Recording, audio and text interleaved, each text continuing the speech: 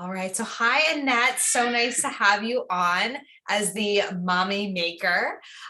So we're just going to kind of jump right in here. What got you started on your journey to being first a registered dietitian?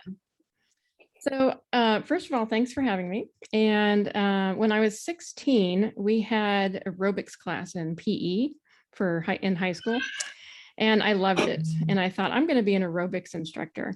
So I started picking up Shape magazine at the grocery store, and it was the nutrition articles that really fascinated me. So when I went to college, I put nutrition down as my major, and nobody said I couldn't. So and that's when when I found out that, there was actually such a thing as a dietitian and jobs and all that stuff. So that's the route I took. That's awesome. And what made you decide to make that shift or that shift to functional nutrition and nutrigenomics? Did I say that right? Yes. Okay. Yeah. So I've been a dietitian for 30 years, and about halfway in, I found out that the advice I was supposed to give out actually caused chronic disease and obesity.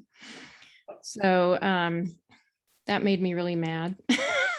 Yeah. I mean, I got I'm into sure your job, your passion was to help people. That was right. Doing it's the exact opposite.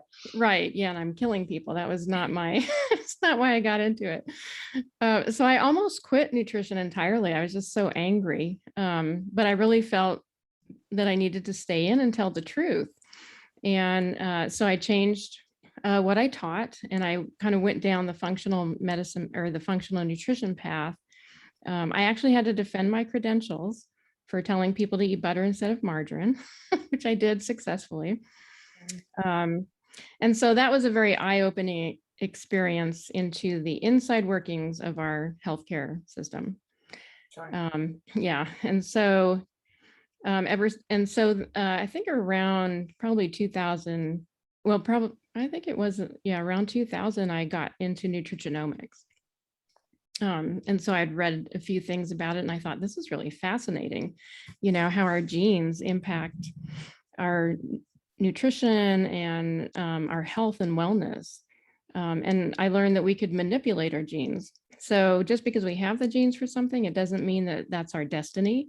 So we can actually turn on genes that express for health, and we can turn off genes that express for disease. That's great. And so, yeah. So, we always say, especially something like weight, that's really predetermined and you have a weight set range, and this whole idea of weight loss is kind of futile. But there are other things you can do in the name of health other than trying to manipulate your weight to be overall more healthful. What were some of the things as a registered dietitian that they wanted you to implement with your clients that you felt was actually promoting the opposite of health? So they really recommend vegetable oils like soy, corn, cottonseed, canola. Yeah, and they still recommend those. And those are so inflammatory that it's nearly impossible to lose weight if you're eating those oils. Right.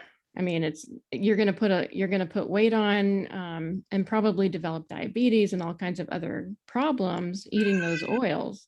And so what we really need to be eating is the animal fats like butter, ghee, beef tallow, lard. All of the stuff we're told not to eat is really what's good for you.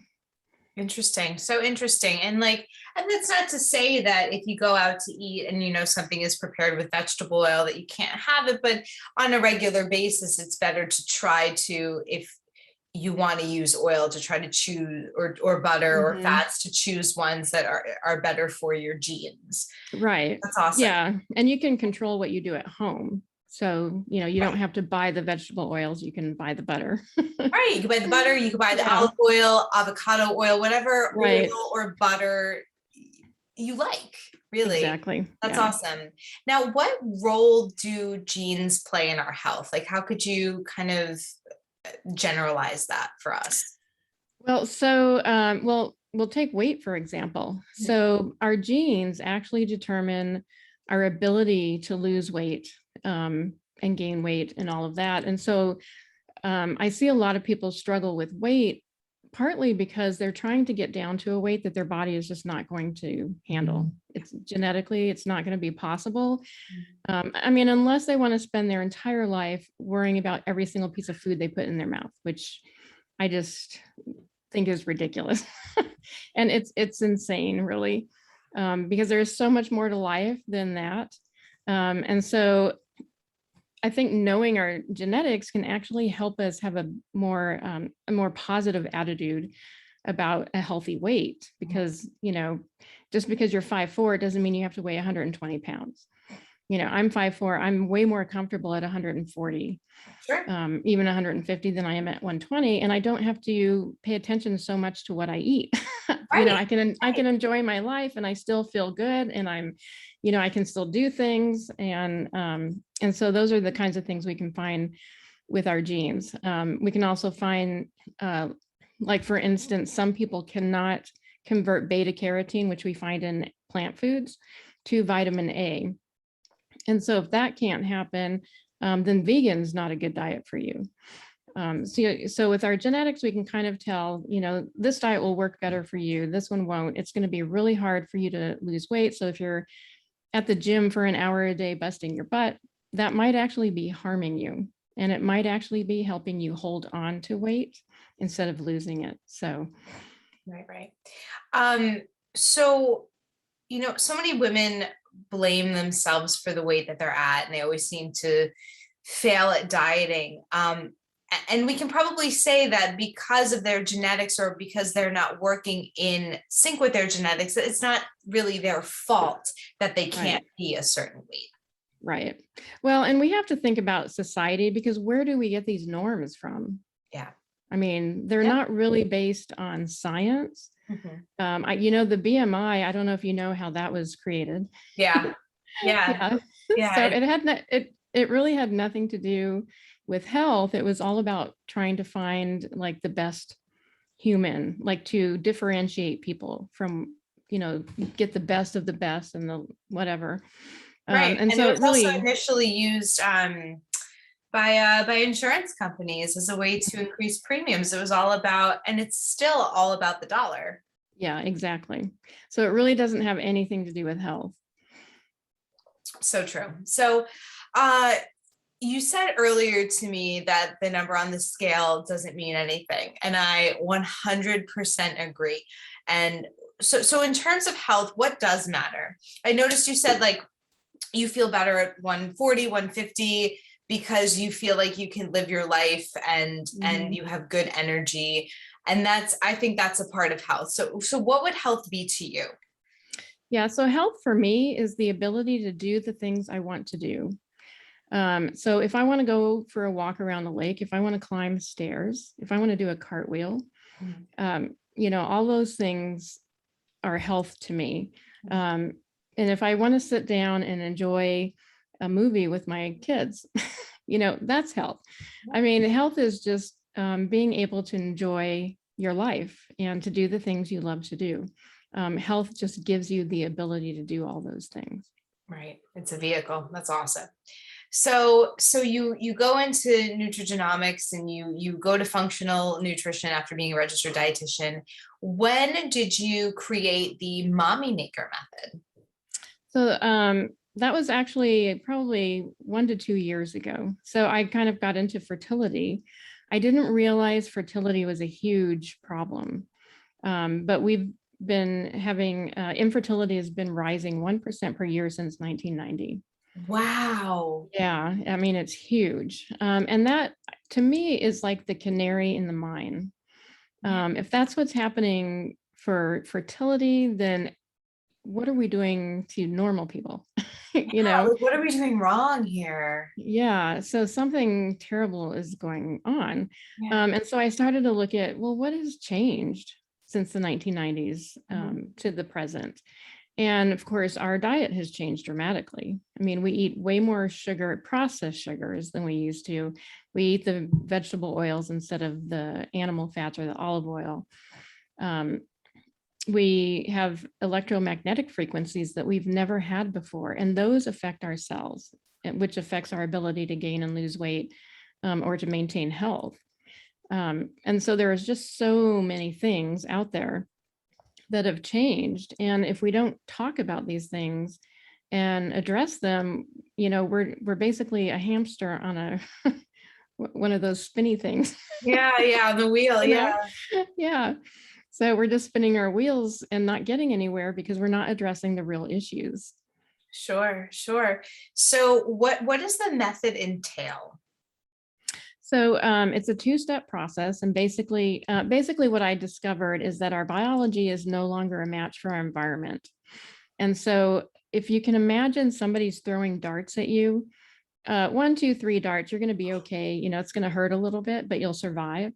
But what if they're throwing hundreds of darts at you? And what if they just never stop throwing darts? At some point, you're going to be a bloody mess on the floor. And that's kind of where we are. And so my two-step process is, number one, you stop the toxins that you can stop, because we do not have control over all of them, unfortunately.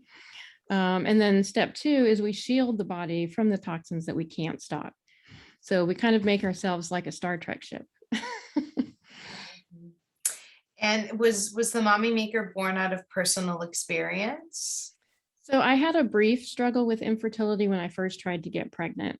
And and so it really, infertility really takes everything out of you. It encompasses every aspect of your life. It takes a beautiful gift from God and turns it into a curse. And that's how it feels. And then it also causes you to have a lot of doubts about yourself, because, you're a woman, you're supposed to be able to get pregnant and have babies. And when you can't, it makes you feel less than, like you're not good enough. What did I do wrong? And I think we as women feel that a lot for a lot of different reasons, not just if we're experiencing that. And so one day I was on Facebook and I was looking at a group, one of my local moms groups, and someone posted about their second failed IVF attempt, or in vitro fertilization. The number of women who responded with similar stories just floored me. And I literally just fell on the floor and cried. And I just thought, we have to do something about this. Because it's when you really want to be a mom, because I always wanted to be a mom, and you can't, it's devastating. Yeah, I went through something very similar. It took me about 18 months to conceive my son. And the reason why I was having issues was I had a benign tumor on my adrenal gland. And I had to get that. And we didn't know that that's what was causing my infertility. We thought it was PCOS because I had all these cysts in my ovaries. But when I got my adrenal gland removed, all the cysts were absorbed, all my PCOS symptoms went away, and we conceived in like 6 weeks.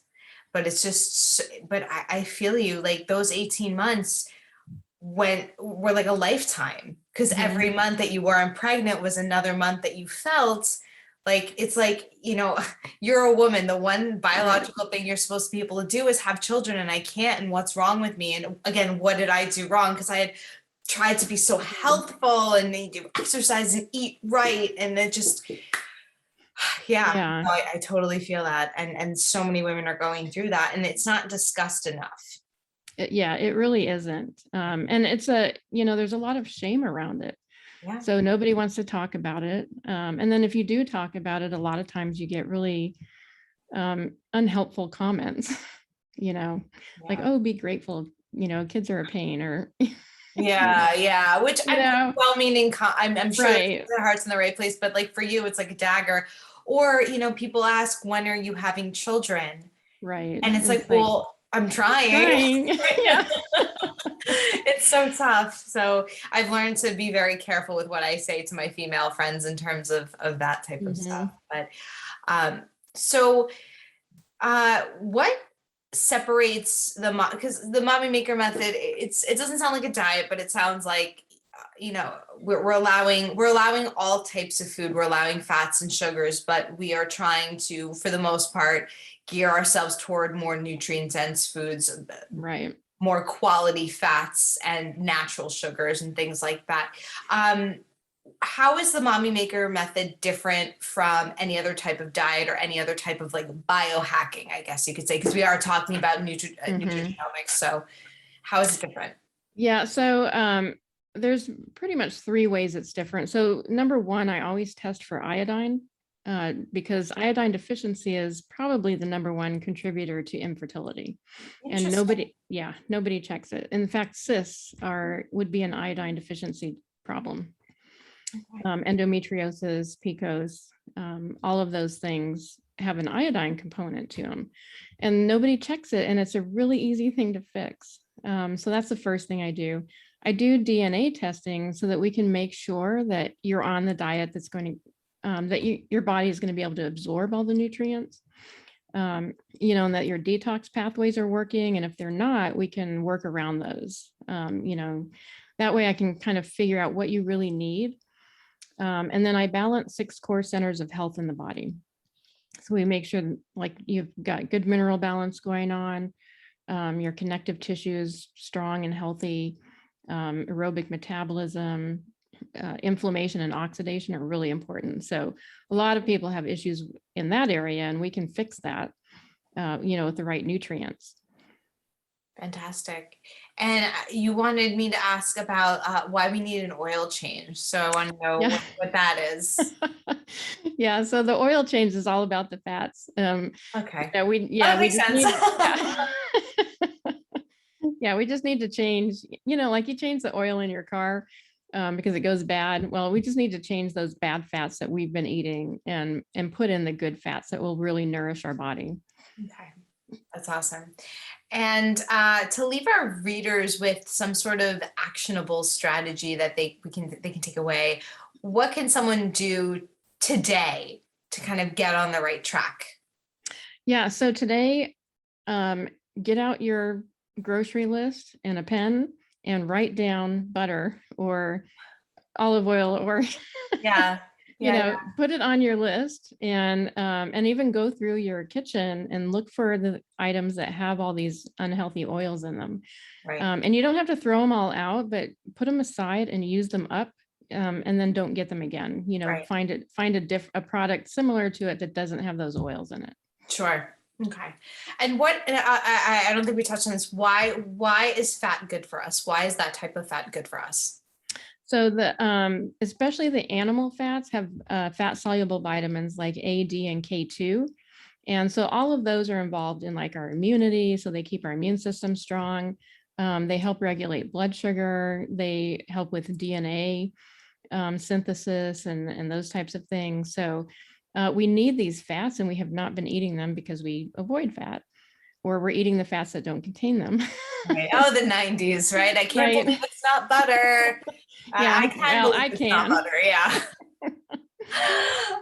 So last 2 questions is, can you speak obviously anonymously of,